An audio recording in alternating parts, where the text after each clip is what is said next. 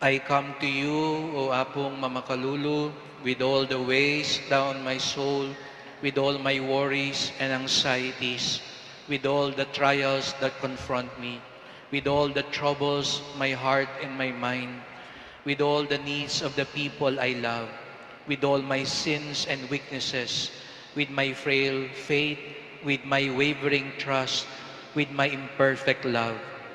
I come to you like the woman who had been bleeding for years, so that like her, I too would be cured by just touching the hem of your garment. I come to you like that leper who begged for your mercy, so that you would touch me and heal me, so that you would cleanse my soul and my body, so that you would grant me a new life and new sense of purpose. I come to you to commend my loved ones to your care like the people who brought their paralytic friend before you so that he could be touched by you. I too, dear Lord, am longing to bring my loved ones closer to you so that they too would get the chance to hear your comforting words, so that by the power of your grace, their wobbly knees and drooping spirits would regain strength,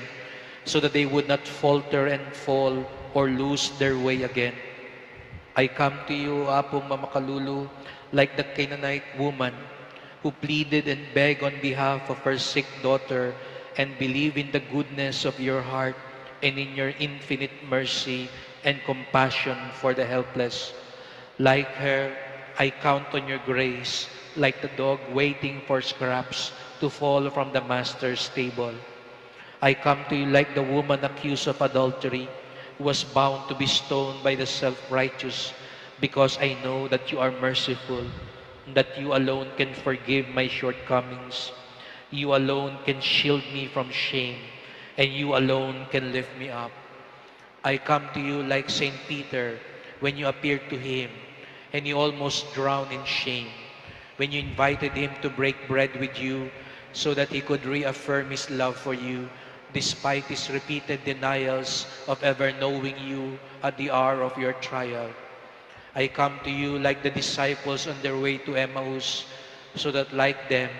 I too could walk with you and find enlightenment along the way, so that through your divine words, my heart, grown cold and numb and shrouded in darkness, would be set aflame and find light in your love, so that I could sense and appreciate your presence in our midst and find the strength to confront the realities that I have always been avoiding. I surrender everything to you, O Apong Mamakalulu, all that I have and all that I am, because you alone are my Lord and my God. You who live and reign with the Father and the Holy Spirit, forever and ever. Amen.